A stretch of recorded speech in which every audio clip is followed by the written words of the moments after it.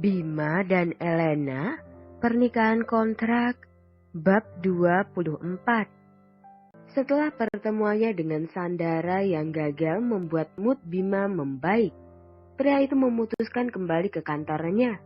Awalnya ia menemui Sandara untuk menjadikan wanita itu pengalih perhatian dan pikiran liarnya tentang Elena sejak kejadian di butik dan kejadian semalam saat tidur bersama. Namun, bukannya kesenangan yang Bima peroleh. Justru ia hanya mendapatkan tambahan beban pikiran yang semakin menghancurkan moodnya. Sekedar catatan, Bima memang sosok pria yang tegas dan paling benci dipotong kalimatnya saat sedang berbicara. Baginya, orang yang berani melakukan itu adalah orang yang harusnya berada di atas level Bima. Seperti orang tuanya, atau mungkin orang lain yang disegani Bima dalam dunia bisnis. Ya, walaupun sampai sekarang Bima belum menemukan saingan atau seseorang yang lebih baik dari dirinya sampai saat ini. Bukan wanita murahan seperti Sandara, yang bahkan rela merangkak di kakinya, demi bisa memperoleh ketenaran dan popularitas berkat bantuan Bima seperti sekarang. Beberapa saat kemudian, teleponnya kembali berdering. Dengan malas, Bima mengangkatnya dan menempelkan earphone nirkabelnya di telinga kanannya. "Apalagi, Sandara?" geram Bima malas. "Pak, ini El." Suara dari seberang sana terdengar takut dan ragu-ragu.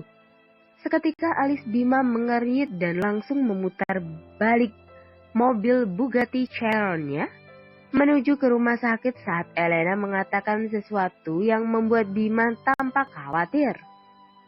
Dengan agak tergesa-gesa, Bima berlari menuju ke ruangan tempat Elena berada.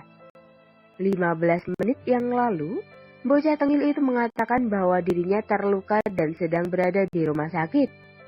Hal itu langsung membuat Bima panik dan merasa sedikit khawatir. Biar bagaimanapun, selama masih menjadi status istri Bima, El tetap menjadi tanggung jawab pria itu. Nafas Bima terengah-engah ketika ia akhirnya berhasil menemukan Elena yang saat ini sedang dibalut perban pada tangan kanannya oleh seorang suster. Bima menghembuskan nafas lega saat melihat bocah tengilnya baik-baik saja dan tidak nampak terluka parah. Setelah selesai, suster itu pamit dan meninggalkan Elena yang masih duduk di atas ranjang pasien.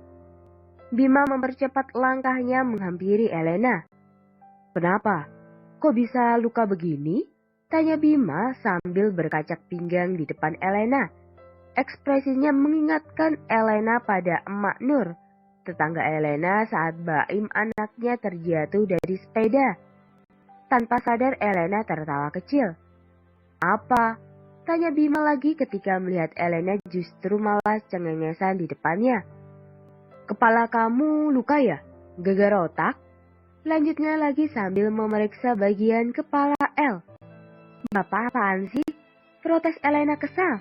Ia segera menghempas tangan Bima cepat. "Malu dilihat orang," pikirnya. "Ya kamu yang kenapa? Kok ditanya malah ketawa? Saya pikir kepala kamu luka, jadi saya periksa. Tapi kelihatannya baik-baik saja tuh." Bima melonggarkan kancing ketiga kemejanya lalu duduk di hadapan El, di kursi tempat suster tadi duduk saat mengobati Elena. "Kepala saya nggak apa-apa. Yang luka cuma tangan kanan sama paha kanan saya saja." "Kok bisa?" "Tadi saya udah mau pulang, terus di jalan lihat anak kucing nyebrang. Pas udah hampir sampai, ada motor yang ngebut kencang. Ya sudah saya lompat selamatin anak kucingnya. Terus malah saya yang ketabrak. Udah gitu, paha saya malah ketusuk ranting kayu yang ada di trotoar. Jadinya gini deh," terang Elena dengan santainya. Seolah hal yang baru saja dialaminya bukanlah hal yang serius. Bima menghela nafas kasar. Bagaimana bisa bocah tengil ini memiliki pikiran seperti itu? Rela mengorbankan nyawanya demi seekor anak kucing. Yang benar saja. "Kamu sadar gak kalau kamu hampir saja mati gara-gara tindakan bodoh kamu itu?" "Sadar, tapi kan cuma hampir, belum kan?" Lagi-lagi Elena menjawab santai. Kematian bagi Elena bukanlah hal yang perlu ditakutkan. Justru baginya, mati lebih baik dibanding apapun saat ini. Bima hanya menggeleng frustasi sambil memejamkan mata. Harus dengan kalimat apa lagi? Bima harus memberitahunya agar Elena bisa mengerti bahwa dia sedang khawatir. Paha kamu gimana? Bima kembali bertanya dengan wajah menatap ke paha Elena yang terluka, walaupun ia tidak dapat melihat langsung karena tertutup rok tutu yang El pakai. Kata suster dapat 20 jahitan, terus harus rutin ganti perban sama nggak boleh kena air dulu. Kalau lengan saya sih cuma kegores aspal saja.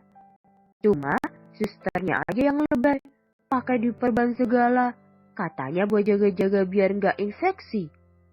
Saya cuma nanyain paha kamu, jadi jawab yang saya tanyakan saja. Nggak usah semuanya dijelasin, ucap Bima jutek. Elena hanya berdecik kesal.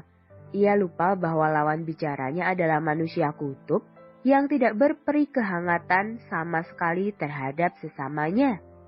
Terus mau kamu apa panggil saya ke sini? Elena tersenyum terpaksa yang nampak lebih mirip ringisan di wajah manisnya. Anu itu apa Elena? Tanya Bima kesal. Sepertinya darah tingginya mulai naik kembali. Saya nggak bawa duit lebih, cuma bawa ongkos naik bis doang waktu kesini. Terus? Jadi saya nggak punya uang buat bayar biaya berobatnya, Pak. Pak Bima bisa bayarin dulu nggak?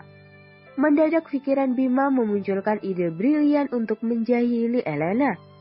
Seringaian licik ini sudah mulai tampak di wajah tampannya. Mungkin bagi orang lain, senyum yang kini ditampakkan Bima adalah senyum malaikat. Tetapi, bagi El, itu adalah seringai malaikat maut, dan Elena bisa merasakan bahwa suhu udara tiba-tiba saja mendadak dingin. Dan perasaan Elena berkata bahwa ini bukan sesuatu yang baik baginya. Saya bisa aja bayarin kamu, tapi kamu harus bayar saya juga.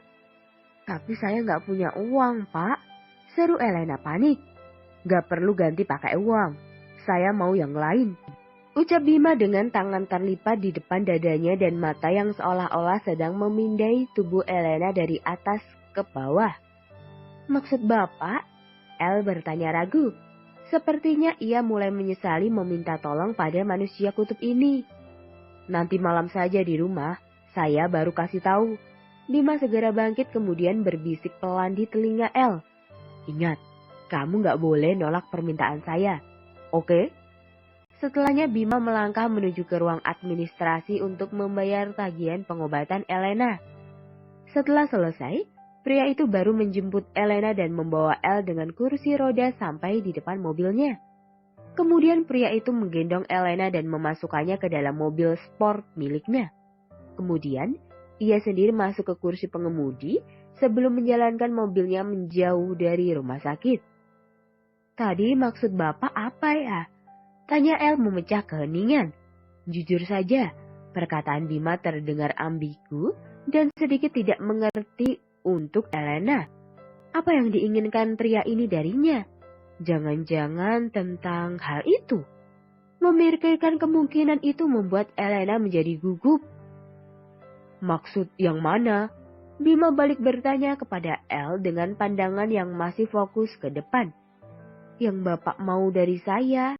Elena mengepalkan tangannya takut. Bima hanya tertawa kecil. Kan sudah saya bilang, nanti malam saja. Tapi saya penasaran, Pak.